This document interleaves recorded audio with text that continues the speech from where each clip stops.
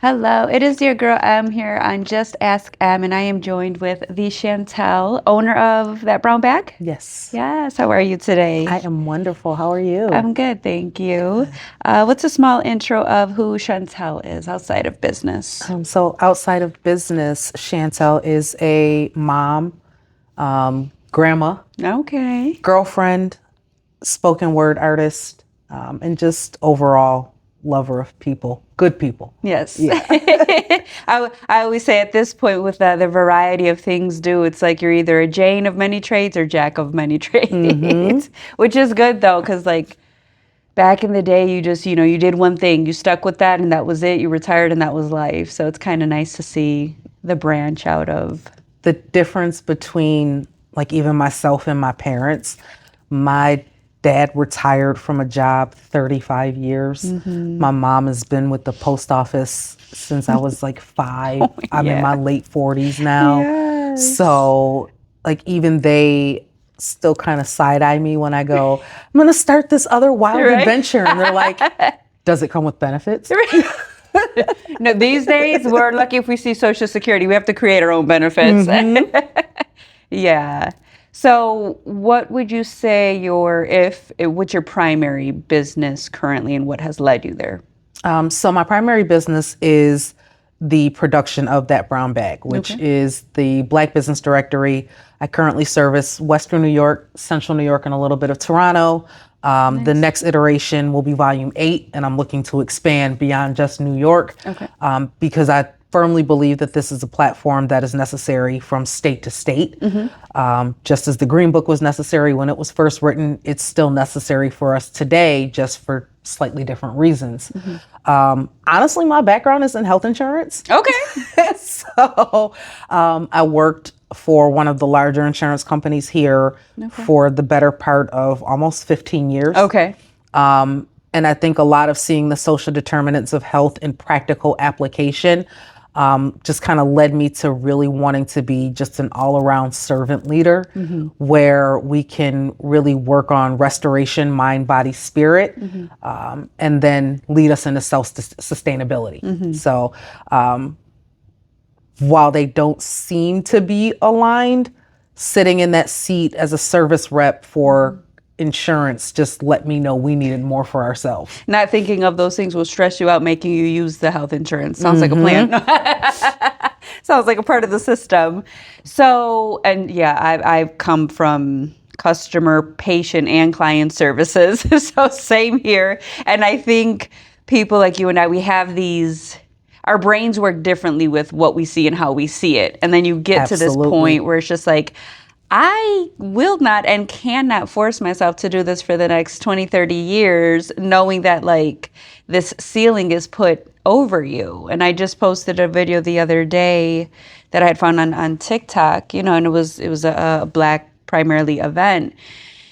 And she just said it best, where it's just like, okay, I knew I wasn't crazy in thinking like, this can't be it. This Right. American dream, There's this is gotta not be a more. dream. Yeah. And it's the way she put it. It's And literally who like, dreamt it? Who dreamt this dream? Because this is not, I dream lucidly. This is not how I dream. and like she said, it's almost like a modern day slavery. Your PTO is told to you by whoever you're employed by. Your benefits, is measured by what you can afford. It's like, it's so easy to become a robot, and get accustomed. Well, this is what I have to do, what I have to do. But what if it's not, And too many people are scared to think that way. You're told that an hour of your time is worth X amount of dollars. And we both know that time has an infinite value to it. So who are you as the next person to tell me that my hour is only worth $15? My hour is only worth $17 or, whatever the case may be. And the beauty of it is I still clock in for someone else. Right. I still have a 9-to-5 job. However, it is shrouded in you have to continue doing what you're doing as far as your business is concerned for you to even be successful in this position that we've crafted for you. The position was written for me. And so that right there, I could relate because I am so blessed with that opportunity right now too. And let me tell you, it is a game changer. is it ever. When I said, listen, it all links. These podcasts I be having here, you need mental health, here's a consultation. You need a space. So that's beautiful because I understand it. Absolutely. And, you know, a lot of times we fall into that safety net. I fell into it. I worked, like I said, for the better part of, you know, a quarter of my life for someone else. Clocking in, logging in, putting on those ugly headsets, letting people yell at me, you know, taking it home. I was rebellious early on. Like, first off, you're not going to talk to me like that. I don't care how much they're paying me. No matter what cute scrubs I tried to get, I was like, no, you can't put me in a uniform. And it was that deep. Because I was just like, I express myself through fashion and like the scrubs and the uniform, and it got to be the. Yeah. But getting into that space where it was like, medically, I had to sit down for a while. And being sat down medically, I was still able to run my business, but I wasn't getting my paycheck from work in addition to. And it was in that time frame that, I mean, basically the universe, God, whomever you subscribe to, said, I got you. That I was just going to, because I said, whatever your business was, that was your safety net. So it's how you look at it. And that's like why I feel like what I said in the beginning, that shift of people having, you know, so many different trades or knowledges of how to do things. First of all, in this economy, you have to. But number two, to put full trust in somebody that may not even know you, because you might just be a corporate number. So it's like, to do that, it's just like, if that's your security, I don't really think that's it. Stop taking the bribes. The bribe is that hourly rate. That bribe is that salary. I'm bilingual. They thought that 50 cents and $1 was sufficient enough. If that was sufficient, then everybody could do it. I said that's what people get on normal base for their raise. But okay, so that brown bag, I've seen it, and I have like an idea of it. What does that brown bag entail and do for others? So that brown bag actually started as a printed list of all the Black-owned businesses in Buffalo. It has since evolved. So now, of course, again, I encompass Niagara Falls, Rochester, some Syracuse, some Albany, and some Toronto as well. And I've got some sites on, again, expanding, going beyond. But it has now evolved. It's what I like to call a full-fledged community. It's cross-promotion of businesses amongst one another. It's also a capacity building platform. So it's a space for me to be able to provide business owners with tips, tools, information, resources. I run a business accelerator class, a 12-week program. So if you need to tighten up some of the structure in your business, because far be it for me to put you in a directory, recommend you to a corporate client, they call you, and you don't have the capacity to take on what it is they're asking. That's your reputation. I've set you up for failure, though. Yeah. It's not even, yes, it is my reputation. But at the core of it, I've set you up for failure because I haven't prepared you to take on this new influx. So I provide a platform for visibility, for you to be noticed, for you to be seen. So you also have to be doing good business. I will rip you out of the directory very quickly. I get it, yeah. For just really not representing what Black excellence looks like, especially because we're more critical of ourselves than any other community. And then there is this space and place for individuals who are now seeking to align themselves with minority-owned businesses. We have corporate. On the corporate side, we have boxes that need to be checked that says, yes, we did business with an MWBE this year, or, you know, X amount of MWBEs. Well, the brown bag is designed to remove the excuse that says we couldn't find them.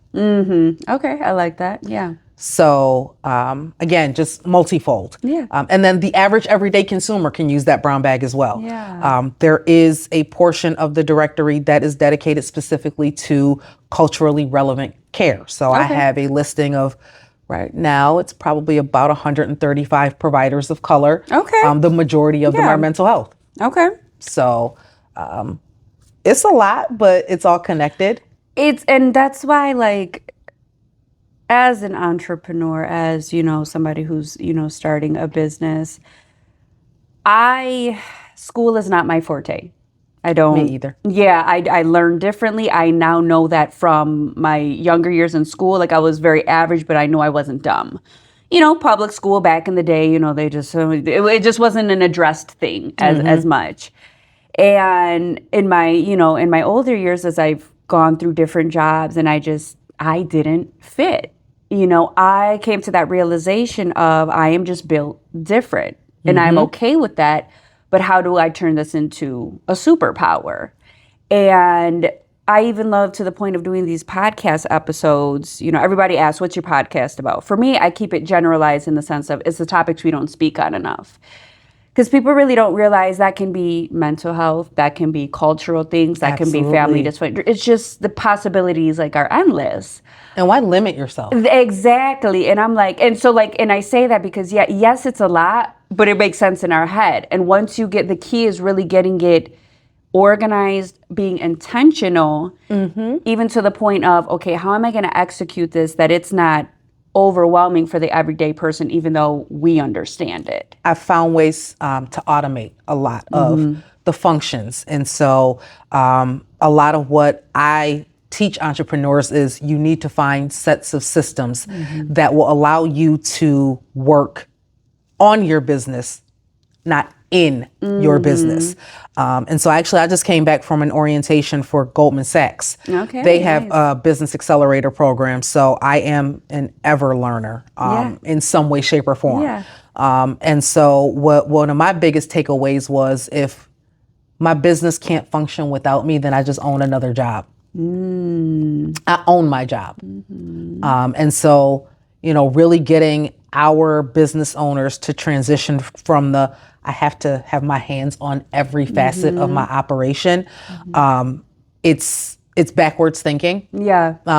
Of course, when you first start out, yes, you're going to have to have your hands in everything. Right. But as you begin to grow and expand, it is finding out what you do best. And in the words of Herbert Bellamy, find out what you do best and outsource the rest. And so that's what I'm learning right now. I was gonna, and I have that concept of the outsourcing part, my business not operating without me, not there yet.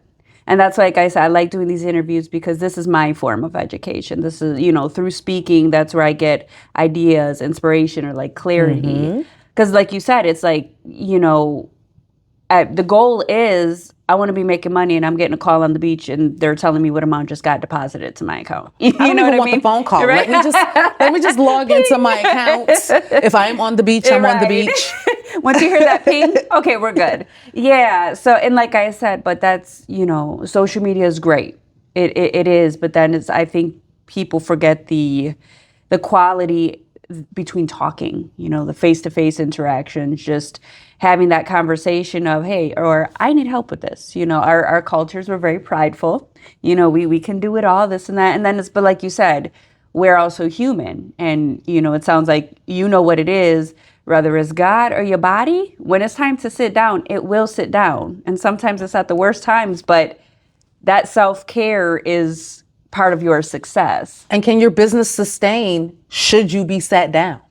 Yeah. So that's, one of the looks that I had to take at my own business because I did get sat down and it was, well, will this business still sustain? Will it run? I was down for the better part of 6 months with spinal surgery. Wow. Okay. 2 back-to-back spinal surgeries. They were less than 90 days apart. The second one wasn't planned. It was an emergency. Okay. But in that time frame, it was a blessing to see that the systems that I had put in place to help automate some of the pieces of Nice. operations. People gave me grace, of course, Right. because of the relationships. But what happens if this is on a bigger scale and I don't have a physical touch point with everyone that I'm dealing with? And so, that's where I'm at right now is putting those additional systems in place so that I can continue to do good business, And sometimes it's like, you sit here and you're like, you wonder why this happened. As humans, we're so stubborn. So, we can know certain things, us actually doing them, that's a different story.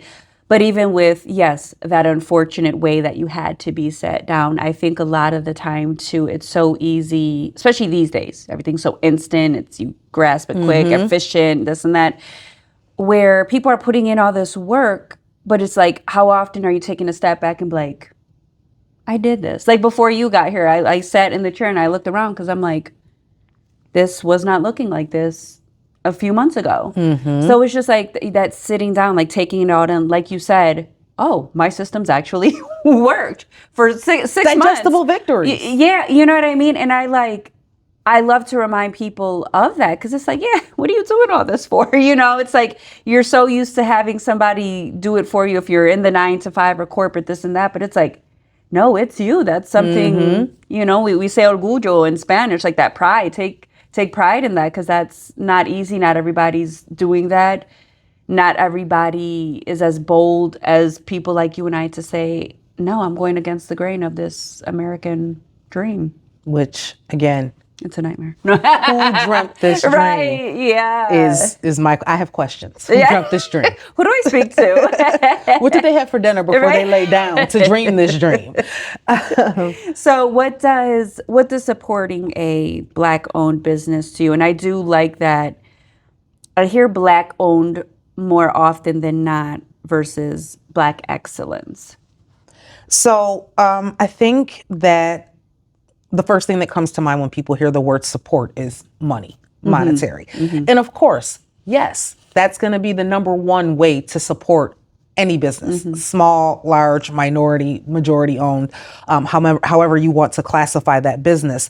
But it goes beyond that. It goes beyond just a transaction. It is walking into a business, and if you notice that there's something wrong, you get an order and your order is maybe slightly off or not what you expected, have a conversation with the establishment. And I get it. All establishments are not easily approachable. But if this is your first issue, instead of running to social media and telling the masses what went wrong before you afford the owner the opportunity to correct the error, that's a disservice. You said grace. I went on a rant. I'm talking about we waited in our cars wrapped around Walden waiting for a red light to get a box of diabetes. Didn't complain. We waited in our cars wrapped around Union waiting for chicken from people who have probably never been to Louisiana without complaint. We go back to McDonald's over and over and over again when we know the ice cream machine is going to be broken when we get into that line. But still we go back and we risk it. We go to KFC and they don't have no C. And so these larger corporations, what gives them the space and grace that we afford them versus the person who is struggling because maybe they didn't have the same foundation that Target had. And what's funny is everybody started somewhere. So Walmart, Target, KFC, they all started somewhere too. So like... Target, I'm sure Target made mistakes when they were first starting. I'm sure Walmart had issues. I'm sure Amazon had problems when they first started shipping, but we went back. We continue to go back. So what's the difference, especially if this is by neighbor, right? I know most of these business owners. You know most of these business owners. You've encountered them. You've been in Wegmans when they were, in the milk aisle. You've been at a OJ function, and this business owner is, over there having a good time unwinding. You've been in spaces and places. You're not in the same room with the CEO of Walmart, but I bet you've been in the same room with the owner of Crenshaw's Chicken and Waffles. Right. They're approachable. Have a conversation. It also goes into when you have a good experience, talk about that. Talk about, praise that as much. Right. Talk about, I just went to, Loud Brew and I had a phenomenal experience and it was white glove service and my cup of tea never got empty. So let's have those discussions as well. That's support. Yeah. And I think, and that's such an important point too, as far as it kind of just goes to show you, we've gotten too spoiled with corporate, that number one, you forget how to value local. And if anybody has been around long enough or knows any history, corporate really wasn't a thing until after the mom and pop shops. The small, you had one hardware store, you had, one grocery. So And they were all on the same street. and I think, and I think there's a lack of understanding of, of course, when you have a chain of a whole team and endless funds, of course, corporate looks great. But when it's local, when it's individually owned or, small business owner, that one person is probably doing it all or a fraction of the size of a team that corporate has. So like you said, therefore, you should have more understanding and grace. And when they do have a good, praise them and not scream the negative so loud, because number one, that's really like not fair. And Amazon's still making mistakes. So McDonald's is still making mistakes. Is still messing up orders. So and then it just really comes down to having that understanding that a lot of times our people start businesses out of necessity. It's not, I've got this great business idea. Right. It's I've got this great business here, business idea. Daddy give me $1 million to start this business. It's I lost my job. And sick of I going need paycheck to paycheck. Right. And I've put in 652 applications and nobody's called me back. However, I can fry a good piece of chicken. Let me sell a couple dinners. And it's a survival tactic that then turned into, oh girl, you can cook. You should do this. And it's somebody believing in you. Yeah.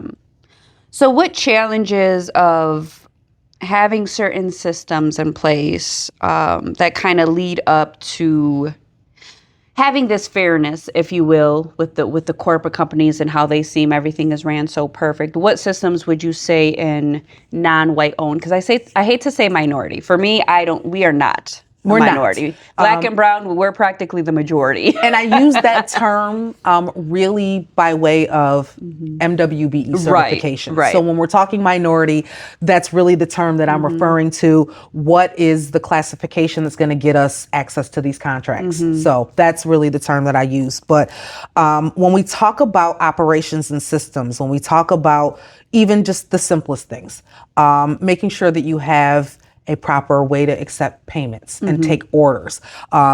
Taking orders in your DMs, it's not going to work. It's not, you're going to forget something's going to get lost in translation. It is a temporary solution. If you're just starting, honestly, use Cash App to the advantage. If you're going to take an order, ensure that you have something in the note that denotes who the order is from, a phone number, something along those lines. Have a system in place, an appointment scheduling system in place. If you're going to use good old-fashioned pen and pencil, make sure that you're writing them in. You're on it, right. You're not just scribbling. We're not taking this information when we don't have all of our focus or our attention. If you have posted hours, please be there for the full duration of those posted hours. And I absolutely understand not having a budget for personnel when you're first starting out. However, if you're going to hire your son, your daughter, your niece, your nephew, you do still have to have a set of standards with regards to how you're going to deal with customer complaints, refunds, have a standard for it, things of that nature. There are little things that we don't think about until the situation arises. So having systems that allow you to be proactive instead of reactive. And a lot of times it's just in asking. Ask someone else who's done it. What do you use? Yeah, and I think the reason I can relate to that, right? I could relate to that personally because I was highly frustrated. I said, "Listen, I'm all about Latina, I'm Black owned, this," but I said I got one more time to walk up to a business that has existed, and I remember their old location. I looked on Google, and I've come a long way because I used to be a customer until I did the services and had an understanding of okay. That's where that grace comes in. And I have a lot of patience. But then once it gets to that point, then it's like you said, okay, you decided to wake up and have a business, sign up for it. You need to have an understanding and take accountability and responsibility of this is what it takes to be professional and successful. And I was doing Uber Eats. I rolled up to that place and it was not open. And I called and there was no answer. And I looked on Google And I tugged on the door and I said, So that is I'm it. here. I just want to be sure. I was so frustrated. And I hate to say it because it was a Black-owned business. And I'm like, stop screaming it from the top if you are not going to deliver. And this is for anybody. Stop saying you do something and then you cannot deliver, which goes Absolutely. back to capacity. You would be setting somebody up for failure if you assign them to a corporate business and not coach them properly to be prepared for it. And I think the lack of understanding comes in. Everybody wants that fast money. Everybody wants that overnight money. In entrepreneurship, there is no such thing as fast money. There is no such thing as overnight money. Please remove and even if there that is, lie from your vocabulary. Just take it on out. It doesn't exist. And even if there is, or people think that that's a broke mentality. Because if you're here for the quick money, you're here for a short period of time. Because if you're truly invested in yourself and your business, longevity is going to take the understanding of it's going to be good, bad, or real consistent money. They say you don't start making money 3 to 5 years after. Mm-hmm. So that's like also an understanding that people have to have where like there has to be education in that part. So that was actually where I was headed with that. So I love your program for that. It is educate yourself. It was for me going through a lot of other business accelerators. I know how much it costs me to acquire one customer. Mm-hmm. And that's helpful information. How much am I spending just to get you to come in and spend with me? It has to make sense. And make a profit because now I know who I don't want to talk to. And so remove the ego from minority-owned business. So you're entering into a space and place where we all know good and well you don't know everything. Okay? And I don't care how long you've been in business. Even if you've been in business for years, even if this is what you went to school for, if you know everything, then your business is done, right? And so being willing to continue to learn, to continue to educate yourself. Like I said, I run a business accelerator and I am in a business accelerator myself right now. And that is the willingness for me to say, I don't know everything and I need to continue learning so that I can absorb that information and then come back and reevaluating, and then share it. Also, stop gatekeeping. Like it's unnecessary. It's unnecessary, it's rude, and it's counterproductive. Sharing information amongst one another is the greatest way for us all to become successful in our own rights and in our own times, but together. Yeah. I want to die empty. And when I say that, I mean I want to die having given away everything that God gifted to me. That's where generational wealth comes. Like that's how you're supposed to keep it alive. So if you gatekeep, then now you passed away. Now that information, it stops right there. Mm-hmm. And I think, that's such a mindset thing. And I say Buffalo is a great city. The amount of creativity here, city of good neighbors sometimes. But right. Yeah. And that's why I needed to invite you because I'm like, I need somebody else to like put this into perspective for other people where it's just like, but we're so defensive here, everybody's so protective. And I get you're not just going to be like, here you go. I mean, I get that. But for me, it's like it would be such a superpower if you come together. Yeah, two, three, four. Truths can exist at the same time. You can have discernment with whom you share things with and still gift your knowledge away. I read a book. Reading a book, and it said this morning, you can't discern if you're judging. And I said, oof. I can learn from anyone, and I mean anyone. Yeah. I can learn from the failure just as much as I can learn from the success. I can learn from the failure because I can learn what not to do so that I don't repeat that failure. And I had to learn how to look at things myself like that, and it was night and day because it's process of elimination. I can sit down and have a conversation with, the Claires, rest in paradise, with the Claires of the city. Mm-hmm. And I can also sit down with the mayors of the city because I can easily find a lesson in the conversation with both of them. There's balance in everything. And I'm glad you said that. Number one, I heard something that said, don't forget about the people who are behind you still, in their journey. the people who are at your level, but like you said, and then the people who are beyond you. Because like you said, there's something to be learned between every single person. I live in the city. Do I got crazy folks walking around? Yeah. I had a gentleman, he did a 360 on his bike and said, can I take you to lunch? And I addressed them friendly because you just don't know. Don't frown on somebody, because the worst people be with the ones that have cufflinks that could pay your rent. Versus, that person might look crazy, but I bet you can have a darn good conversation with them. Exactly. Yep. But also, too, hey, I'm a female. If I'm walking in my house and they see something I don't, God forbid anything, and hey, so-and-so, now I know you from the neighborhood, you could save my life. We even talk about, I live in the Cold Spring area. I live by the Tops on Jefferson. Okay. And there has been an influx of Bangladeshi residents coming into the area. And I was trying to figure out, why is there this opposition? First off, these individuals are coming in and they brought a prayer house to the corner of my street. Now I know somebody is praying for my street. I know for a fact 3, 4, 5 times a day, somebody is praying for my street, right? I also know that these gentlemen are fiercely protective. And so just in the simple good mornings with them, in the simple assalamu alaikums with them, in the simple how are yous, in the simple acknowledgement of their wives as we cross the streets. When I went down for my surgeries, I got a phone call from several of the gentlemen from the prayer house. We left groceries on your porch. Oh. We see your daughter. We saw her get off the bus. We'll make sure she makes it to her porch okay. My daughter was getting on the bus at 6:15 in the morning. They literally, house by house, were watching to ensure my daughter made it to the bus stop, because I had on a neck brace and couldn't walk her to the bus stop. And so it is me saying, meeting people where they're at, being open-minded, and having the understanding that everybody is not our ops. Everybody is not there in opposition to what it is that we have going on, to our growth, to our community.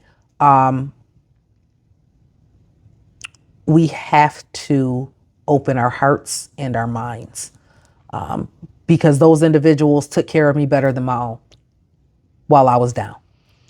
And I said, the whole skin color thing of, like, you do realize we all are a human race. The difference is culture, tradition, what we follow, who we follow. So you said it best. We have to bring the love back. If you're, and even, I've been born and raised in church my whole life. And I'm sorry, but some Christians, y'all the worst ones. If we're supposed to be Christ-like and in his image, I've seen secular people do it better. So just having that mindfulness and understanding, that grace, that authentic love, and honestly, just respect. Just respect. Because it's just like, at the end of the day, respectfully, y'all had the East Side for many, many, many generations. Many generations. What did we do with it? That, and I hate to say, and I see, I've very short period of time lived on Shirley Ave, and I see, and I'm like, oh my God, I said, it's like, all those Middle Eastern peoples. But I'm like, you know what? We had our chance. But they pick up. They work together. They build their community and business. They make sure they have everything they need right there, and their people are provided with everything. So it was like, how can you be mad at that? And honestly, being mad at that is simply a reflection of, you probably could have done it. You're mad at the deficiencies within yourself. So, because we could have. And even with that, all right, we didn't do it when we were able to reach out. There's still people, hey, we haven't been able to build our own businesses. How do we do that? And I'm sure they would help. Absolutely. Again, it is lose the ego. Yeah. Right. And I get it. It is absolutely one thing to be proud of your culture, to be proud of your heritage, to be proud of who you are and where you come from, but not so proud that it becomes self-sabotage. And just segregated. Right. And so I'm not going to ask people for help. Yeah. And I don't want to be seen as weak because I'm asking for help, or, I don't want someone to look down on me. I need help. I told my boss the other day, I said, little do you realize, I said, it's in your failure and weakness that you can still inspire and motivate others because, like you said, okay, I know not to do that because that didn't work. Or, well, they did it that way. They might not be a complete failure, but how can I strengthen it and doing it better the next time? Absolutely. I don't want to reinvent any wheels. Right. I don't. I just want to perfect that which already exists. Yeah. So if I see anyone doing something and doing it well and with integrity, I want to see that. I want to be a fly on the wall. I want to be a part of that conversation. Why make things harder for ourselves than we really have to? And that's the unfortunate history of us from time to time is that versus, and I get being skeptical of help. Yes, yeah, absolutely. Balance in everything. Balance in everything. Discernment is that's the word of the day. It is. You know what resonates and what sits and what stirs in your spirit, and that's what you take with you, and what doesn't, you leave it. But be approachable enough to also receive critique. Critique is different than just straight up criticizing. Okay, do you just go into the negative? And like you said, take those critiques. Okay, I accept your suggestions, this and that, and then okay, I take this. Not so much that, but I take this. Because yes, you know your business at the end of the day, most others might not, and they might be giving you a critique based on what they see, but don't be so unapproachable that you're completely opposing them being Every able to time, share it with you. Because you might be like, oh, like I myself sitting here having this conversation with you was like, okay. because if you're so busy working in your business, you only see it from the perspective of, this is my baby. And no one can tell me anything about how to run my baby or how to raise my baby. Let me tell you something. It absolutely does take a village to raise a baby. And if that is how you reference your business, then please understand that it's going to take a village to raise that baby as well. Yeah. Right? And so we want to hold on and guard so tightly what we've built or what we're building that we view any opposition to how we view this structure going up as someone attempting to remove a brick from the foundation. When a lot of times they're there to help you fortify it, right? So your customers are going to be the people who help you build your systems. Without clients, you don't have business. So if you operate a restaurant and a client comes in and says, this packaging might be off, take that with a grain of salt. But now if a second customer comes in and says, your packaging is off. That's research. And then a third customer comes in. Now this is data validation, right? Free. Not criticism. Not someone trying to tear you down because you're a Black business owner. These people are actually trying to make you better. And they care enough to do so, because if they didn't, they'd be like, and let them keep using the same thing and keep running into the same issue. Now it turns into a bigger, serious problem, and then it's going to hurt you more later than, like you said, just taking it in that moment with a grain of salt. I have a business that I personally had an experience with, and I entered into the transaction with this business just as Shantelle, not as that brown bag, not as the brown bag lady. I didn't even use an email address attached to the brown bag. 237 emails and a Facebook blast later is what got the business owner to respond. That is what we're not going to do, people. Right? And so those are the experiences that we need to not give to our customers, to our consumers. Because to this day, that business will never have a listing back in that brown bag. Because this is how you treat your everyday customer. It says a lot, speaks volume. Yeah. And like I said, just so many good points in this conversation. I think to sum it all up too is just one of the points that stuck out was supporting doesn't only mean financially. Listen, I'll throw a free event. Just show up, please. Just show up. Give me an hour of your day. And the whole, I'm too busy. Wherever you want to be, wherever you want to spend money, where there is a will, you will make a way. You will make it. You will. So just be authentic, be honest. If you just don't want to straight up come support or take the time, that's fine. That's fine. But your word is everything. It's not only, investing your money in a business, just show up, because your presence and company can be encouragement for that business owner who's probably on the verge of giving it all up. Or, if a business owner is having a pop-up shop, that presence, when they are capturing content, just your body being in the room now gives them something that they can translate It's into encouraging. monetization. Yeah. You know, this room looks full just because Yeah. you came and stood in it. Thank you. And even if you stood in it, learn something. There's always room for improvement. You can always learn something. Like you said, you have an accelerator program and you're also in one, because that's reevaluating. Times change constantly. You have to evolve and keep up with the times to remain the best. And then, like you said, that's where that sharing comes in, and you continue to build stronger generations and youth, because youth is the next generation. So thank you so much for joining me, Shantelle. Thank you for having me. Yes, this is the owner of That Brown Bag, amongst many other things. So stay tuned, continue to support local, and have grace. Lots of it. Yes.